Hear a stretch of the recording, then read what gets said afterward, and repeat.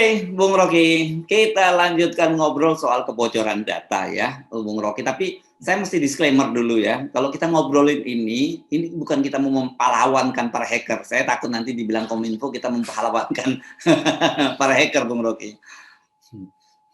Ya, memang justru orang anggap orang yang dianggap musuh pemerintah itu justru pahlawan rakyat, kan begitu. Itu semacam apa namanya, kutukan paradoks Robin Hood. Itu saya ingat. Ya. Robin Hood, orang kaya pasti Robin Hood. Ya. Yes. Ya. Robin Hood digital lah ini kira-kira gitu ya. Ya itu yang terjadi kan.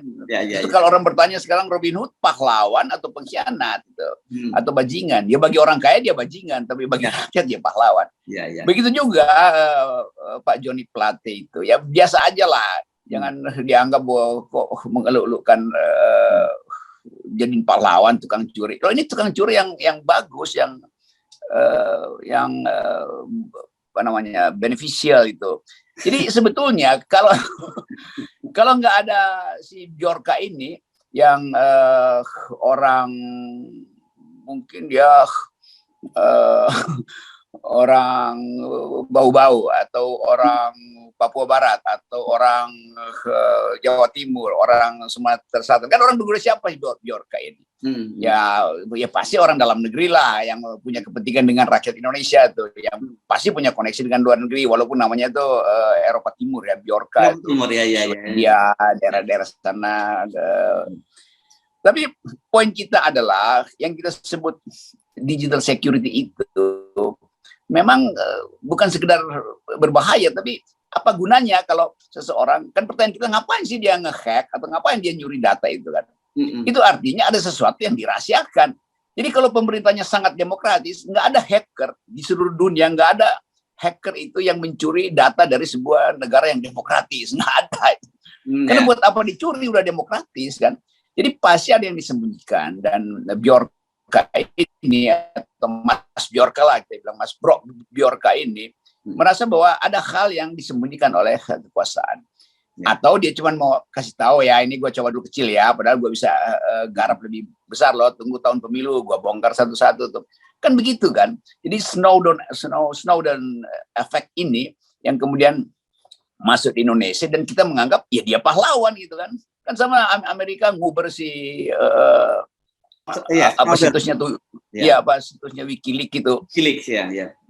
Nguber ke seluruh dunia dan dia diproteksi justru oleh negara-negara demokratis kan. Jadi itu intinya. Jadi udahlah itu Pak Joni Plate, anggap aja ya ini kan ujian supaya kalian itu lebih tertib, bikin wall berlapis-lapis lah supaya nggak bisa ditembus. Tetapi teknologi selalu punya paradoks. Semakin dianggap sebagai secure, semakin orang terangsang untuk bongkar. Itu udah dari tahun 60-an itu udah berlangsung ketika IBM masih pakai apa namanya frame yang satu kantor itu, satu gedung itu, maka dia di backup bukan secara digital yang masih rumit dulu ya, dikasih dijaga orang aja kan, dijaga satpam tuh kantor-kantor IBM itu kan.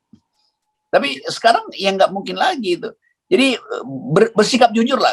Kalau kalian kekuasaan bersikap jujur, nggak ada orang yang mau curi data Anda. Dan lebih parah lagi, data kita yang dipegang oleh kekuasaan itu yang juga ikut dicuri. Tapi karena hacker tahu mana data yang sensitif, mana data yang sampah, jadi itu yang terjadi. Lalu reaksi BIN, ya itu data yang diambil nggak penting. Oh iya, tentu saja BIN mesti bilang begitu. Masa dia bilang data yang penting, itu justru memperlihatkan bahwa itu bahaya. Tetapi mengatakan data yang nggak penting juga, itu juga nggak boleh.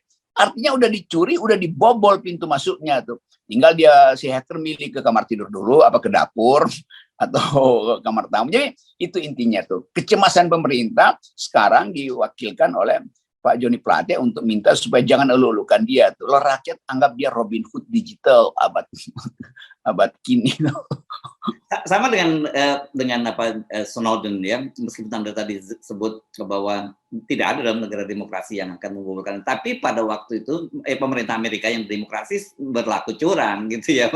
Iya justru itu kan. Kan orang anggap bahwa Amerika terkenal bagian dia demokratis tapi infiltrasi dia ke negara-negara lain dengan memanfaatkan kekuatan intelijennya, itu justru yang ingin ditandingi oleh saudara Snowden itu kan. Pesan Snowden udahlah, jangan sok-sok jago. Gue juga bisa sendirian, walaupun gue nggak punya peralatan secanggih kalian, tapi gue bisa lakukan hal yang sama. Jadi pemerintahan demokratis yang mulai memperlihatkan kecenderungan otoriter itu sasaran hacker. Berarti Indonesia sudah sedang ada di dalam arah otoriter sehingga hacker ambil alih. Oke, Bung Rocky. Jadi kita memang melihat ini serius ya dia.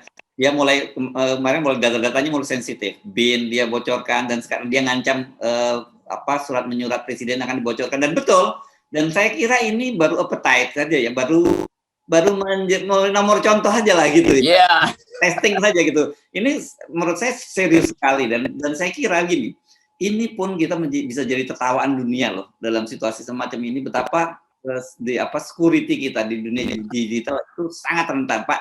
Ini saya kemudian dikirim oleh teman-teman bagaimana Pak Luhut pernah menjanjikan bahwa data peduli lindungi itu aman, dijamin oleh pemerintah aman. Tapi ternyata kemarin Pak Erick Thohir sendiri yang ngomong bahwa 60 juta data peduli lindungi itu hilang. Yes. Kan raib ya, bukan hanya bocor loh ya. Ya, Pak Luhut mungkin kaget. Gue bilang aman kok lu bilang hilang, berarti lu yang hilangin, kira-kira begitu gampangnya. Iya, kan Pak Luhut tajam dalam soal komentar-komentar begitu. Tapi lepas dari semua soal itu, kan Presiden Jokowi ingin pamerkan ibu kota negara nanti akan dilindungi oleh WR yang wall-nya mungkin tebalnya 30 meter secara digital gitu kan. Kita bayangkan begitu tuh. Nah, ini pembuktian bahwa nggak ada yang dijanjikan Presiden bisa berhasil gitu. Apalagi dalam keadaan nggak jelas tuh ibu kota baru, infrastrukturnya ditanam di tanah apa ditanam di langit kan.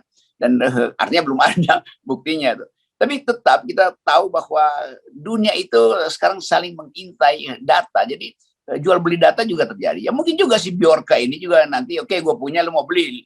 Oke, diam-diam gue kembaliin ya. Supaya dianggap pemerintah Indonesia mampu mengembalikan. Padahal udah ada transaksi beli buyback data yang dicuri oleh si Bjorka ini. Jadi itu intinya tuh. Nah, poin-poin semacam ini diperhatikan oleh internasional. Dan internasional merasa bahwa, wah bagaimana kita mau investasi di situ, bisa-bisa investasi high tech itu dicolong. Dan ini juga yang mungkin Elon Musk sudah bayangkan sebelumnya, itu data lu bakal dicolong, ngapain kalau di situ, nanti bisnis gua juga dicolong itu. Begitu perusahaan gua mendaftar di Indonesia tuh habis gua. Kira-kira begitu tuh. Ya, kita bukan dramatisir ya, tapi kita cuma ikuti logika dari hubungan antara pencurian data dan daya tahan digital teknologi kita tuh. Nah, itu di seluruh dunia begitu. Jadi setiap satu tahap perkembangan teknologi itu ada 2 tahap hacker juga maju. Kenapa? Hacker memang hobinya begitu.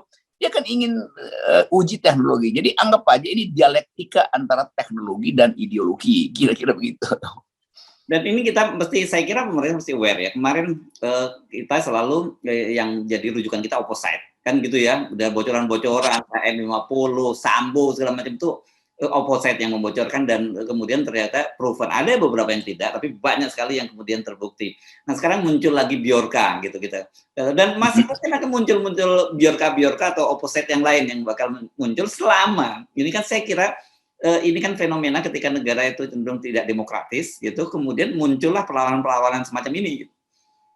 Itu dalam kebudayaan namanya counter culture. Di dalam politik namanya oposisi, di dalam digital namanya hacker. Itu hal yang biasa banget.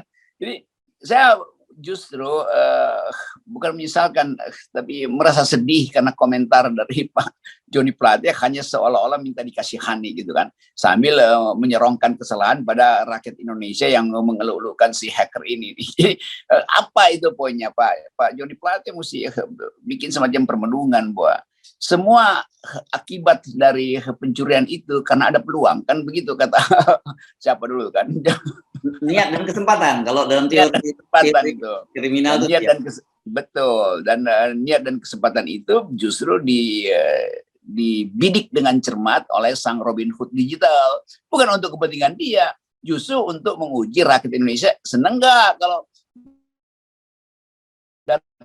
pemerintahnya dibongkar. Ternyata rakyat gembira dan menganggap lagi dong, ambil lagi itu. Jadi udah, itu kehendak rakyat sebetulnya. Jadi si Bjorka ini adalah wakil oposisi untuk bekerja di dalam digital politik. Tetapi di luar itu kan Bung Rocky, buat kita, kalau kita kemudian merenung lebih dalam lagi sebagai sebuah anak bangsa, sebagai warga negara, kita betul-betul prihatin dong dengan situasi kita itu. Karena artinya apa? Negara itu tidak bisa menjamin keamanan dan kerahasiaan kita gitu. Karena kemudian kan kita diminta, oke, masing-masing lindungi nik kita masing-masing. Loh, gimana kok kita yang diminta melindungi sementara kalian kita beri tanggung jawab untuk melindungi kita semua.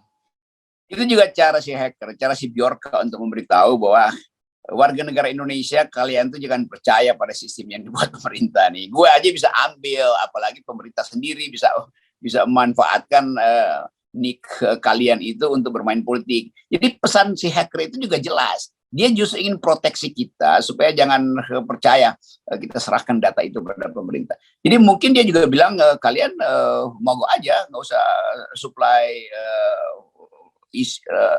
lapor-lapor tentang data pajak segala macam gitu kan. Jadi bagian ini mesti dibicarakan di tingkat intelijen negara bahwa memang negara dijebol. Kenapa dijebol? Karena orang nggak percaya pada cara negara menyimpan data. Kan itu pesannya tuh. Jadi jangan langsung ambil kesimpulan moral bahwa kalian nggak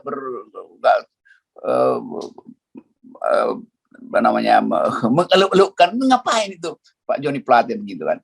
Nah itu kita mau hitung juga kecerdasan Pak Joni Plate, ternyata juga ya rentan juga dibobol oleh hacker yang mungkin saya bayangin ya paling anak SMA kelas 3 tuh yang punya hobi begituan tuh. Jadi ngapain itu Kominfo itu punya PhD segala macam di situ kan yang hobi beginian kan bukan orang yang PhD, tapi anak SMA yang betul-betul ngerti tentang algoritma, tahu tentang bahasa komputer, lalu ngutak-ngutik, lalu dia temukan, oh ini mudah betul jebol.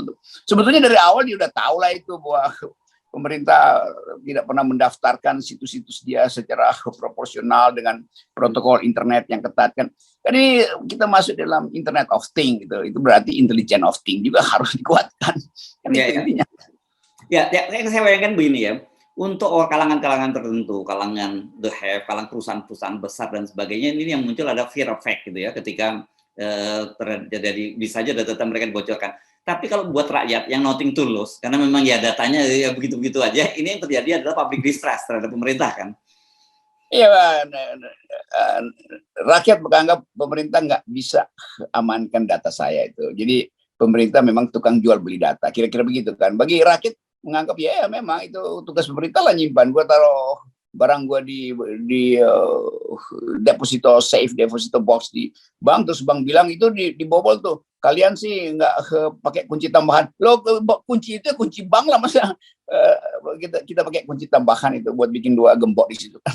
Jadi begitu juga pikiran-pikiran rakyat ya simpel aja. Dan itu terbaca dalam sosial media kemarin, semua merasa gembira justru itu dibongkar itu.